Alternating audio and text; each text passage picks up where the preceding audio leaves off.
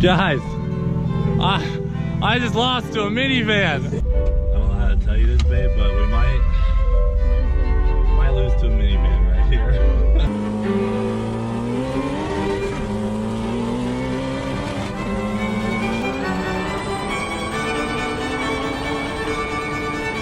There is nothing like seeing a minivan drive off on you like that. This thing's really fast, and he was like, hey, I'm coming down there today. I want to race your all-wheel drive F-150. I said, brother, bring it on.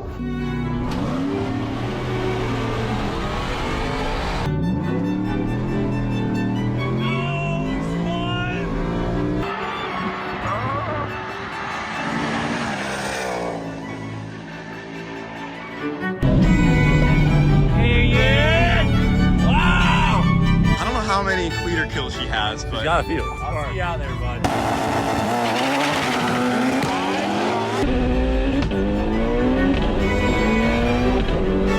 What happened, brother? This minivan, he gets me every time. Well, guys, Cleetus hit me up the other day wanting to borrow my 1,000 horsepower minivan for a video, and I said, of course, I'd love to see the Rowdy on his channel with him and his buddies ripping it, having fun. So I went ahead, dropped it off at his place.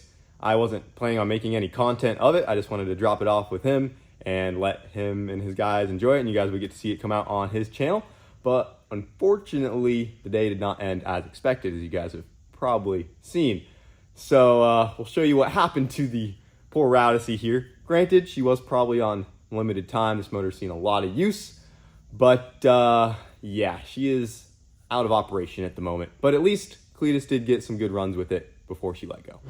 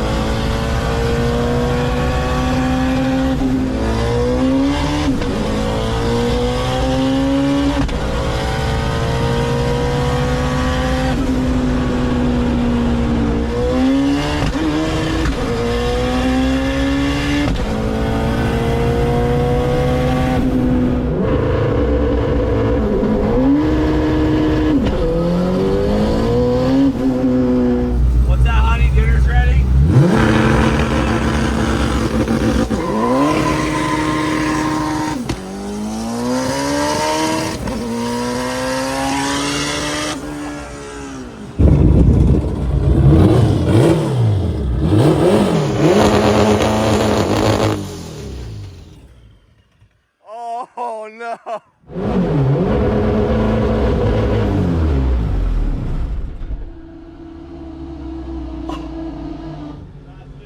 Shut up, dude! That's it, dude.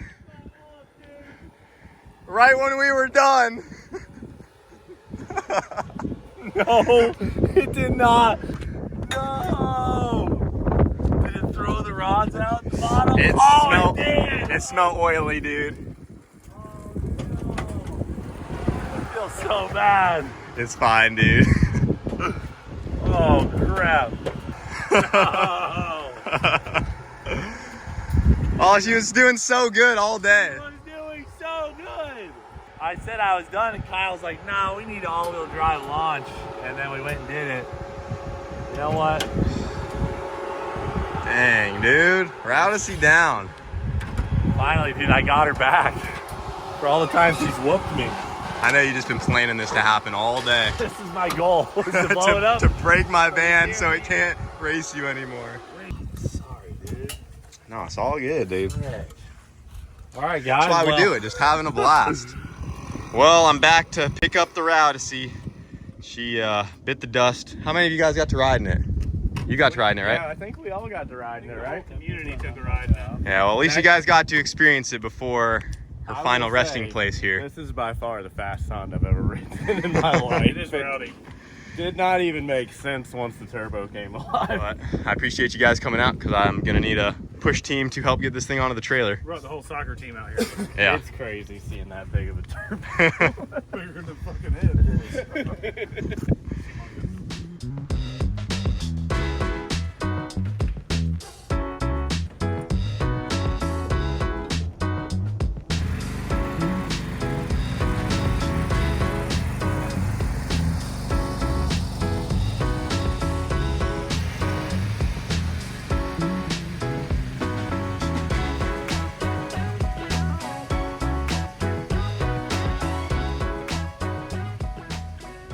All right, guys, got the Route in the shop here, and we're about to tear this thing down and see how bad the damage is. Old Cleetus, man, freaking lead foot on that guy.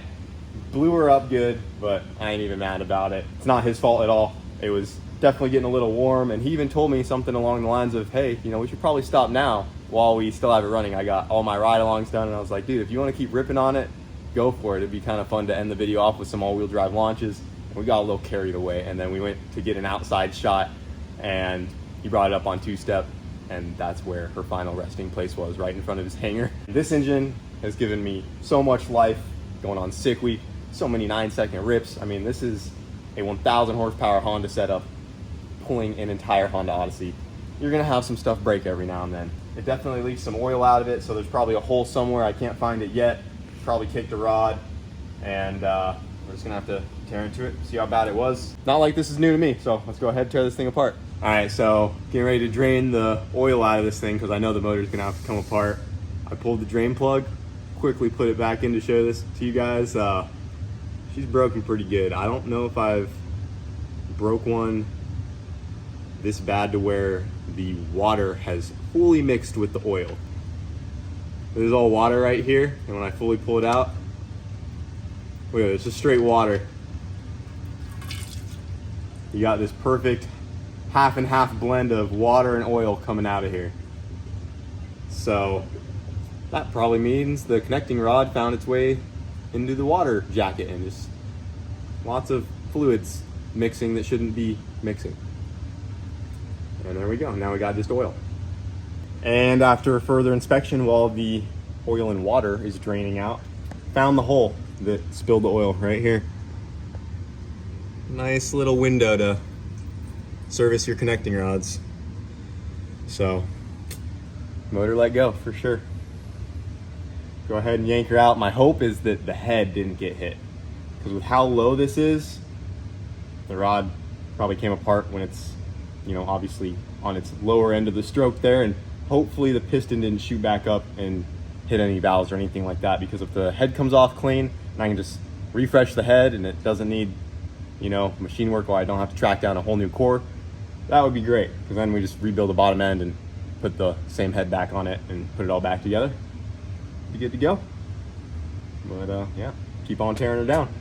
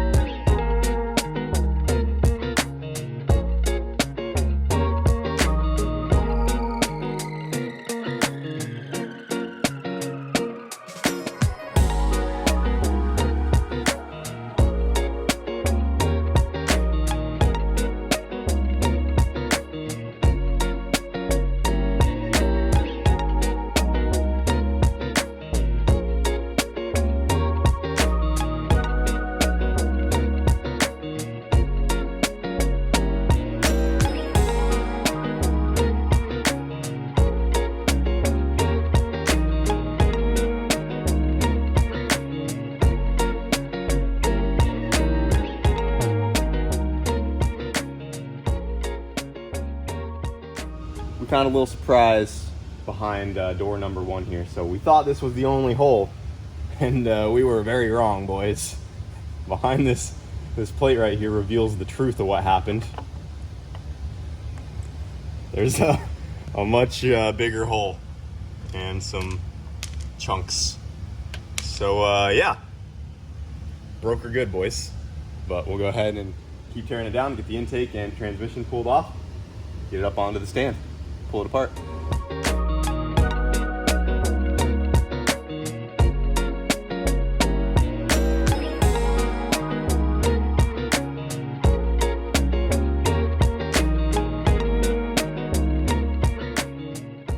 All right, so we got K-Series on the engine stand here. You obviously already saw a massive hole at the bottom, but after we got the intake off, unfortunately, I don't know how well you can see in there, but it does look like the valves did get hit. They're bent. You can see right there that they're touching each other.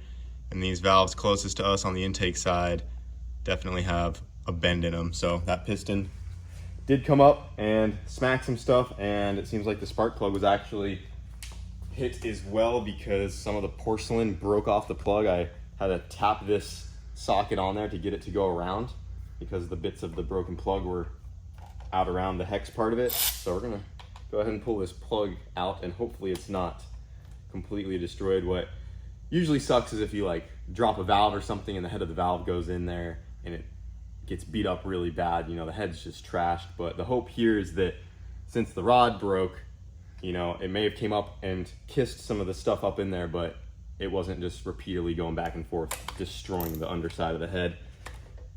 And the plug did break free pretty easily, so that's a good sign. That guy out of there, huh? Actually looks fine. I figured it got smacked because you can see this piece of porcelain that broke off, so I thought that maybe it got a little hit as well, but came out clean, so that's a good sign. We'll just have to get it all the way torn apart, see how bad the damage is.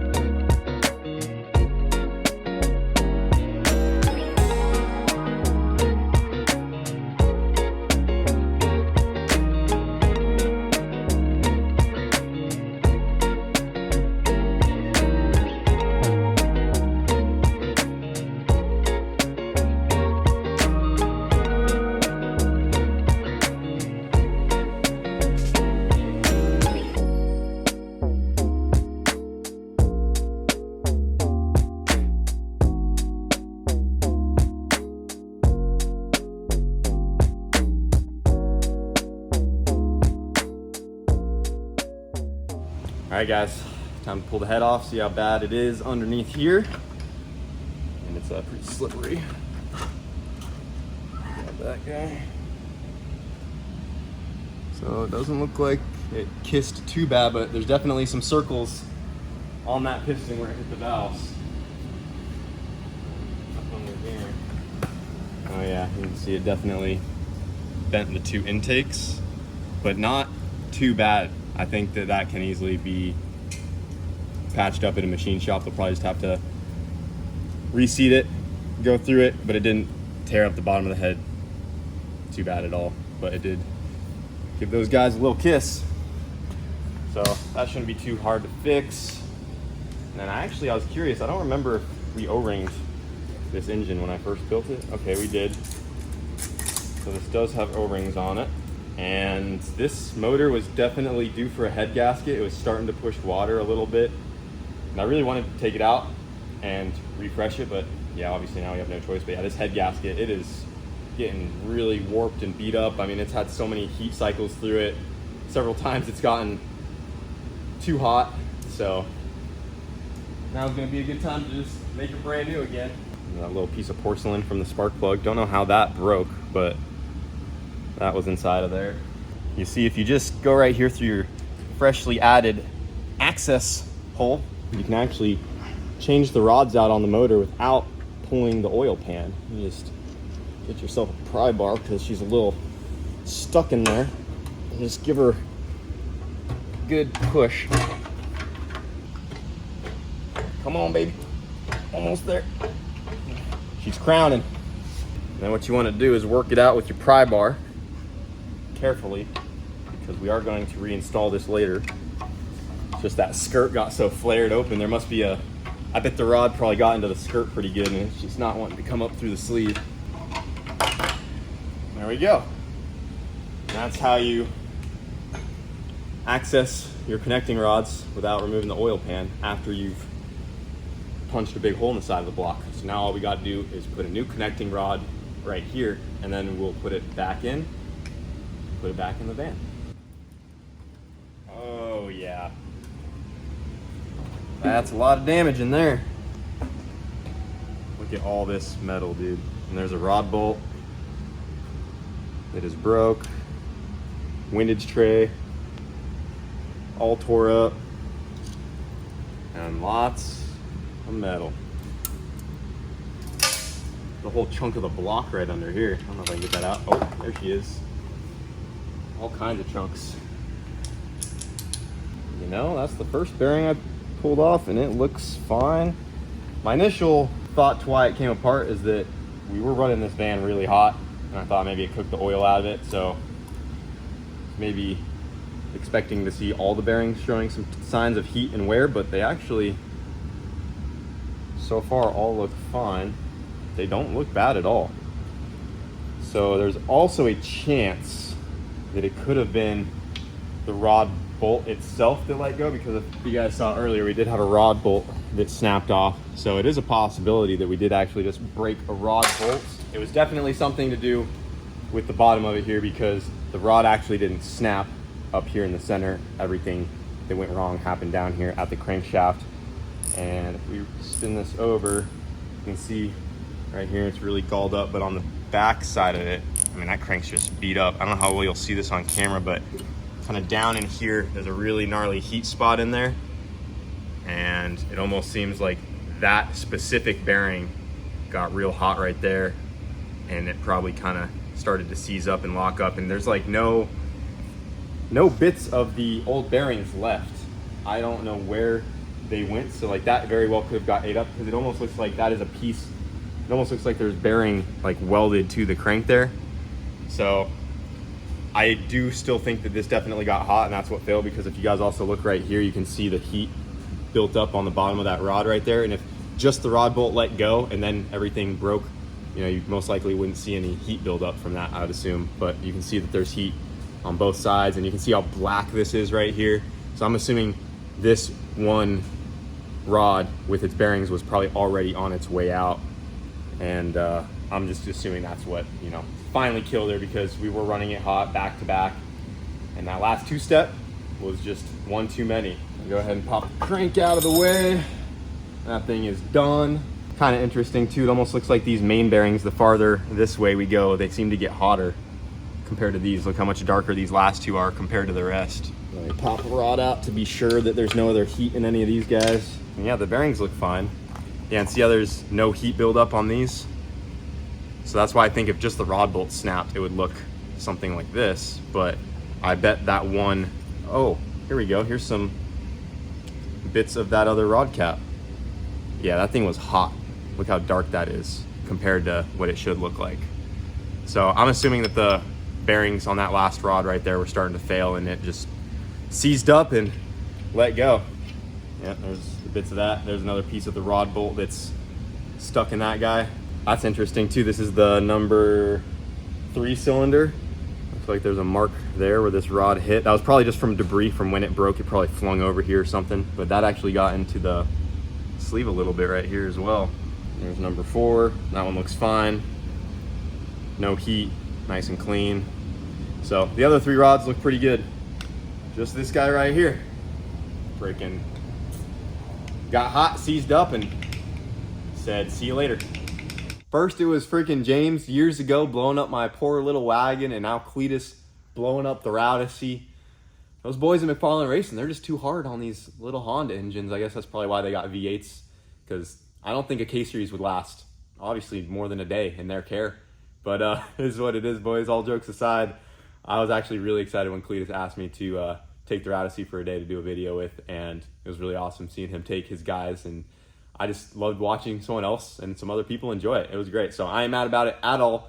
The Rousey has been needing a refresh for a while now, especially after sick week, and there's a lot of things I need to go through on the van. So obviously we got to build a brand new 1,000 horsepower engine for this thing, and like I said, can't be mad at what this one has done for me the last few years. Put this thing over 160 miles an hour through the traps. This is the only K-Series to drag an entire Honda Odyssey through the quarter mile in 9 seconds, and got a good life out of it. We'll build a brand new one, be back better than ever, get this thing completely refreshed, and we'll be good to go. And if any of you guys want to help support the rebuild of the Rousey here, we do have merch, theboostedboys.com. This t-shirt right here would fit our situation perfectly. Built for a good time, not a long time. That's how we do a lot of things around here, but we definitely had a good time. And for anyone who makes an order, I will randomly be selecting orders to put blown up bits from this engine right here in random orders. I will sign each of these little baggies as well. I got plenty of rod bearings, chunks of block, rods, pistons, I will be sending it all with random orders, and that applies to just anything you grab on the website. It doesn't even have to be that exact shirt. So thank you guys so much for the support, and we will be rebuilding their Odyssey here very soon. Thanks for watching. We'll see you later.